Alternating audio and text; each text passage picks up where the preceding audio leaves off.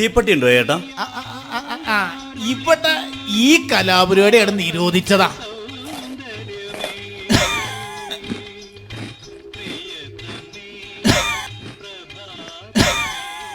ഇതേ TB മുക്ത പഞ്ചായത്താ.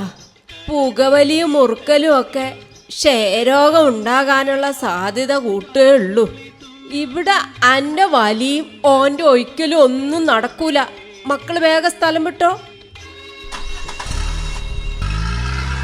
എന്നോട് കൂടിയാ പറഞ്ഞ ഈ ചവക്കല് ഇന്നത്തോടെ നിർത്തിക്കോണം കേട്ടോ.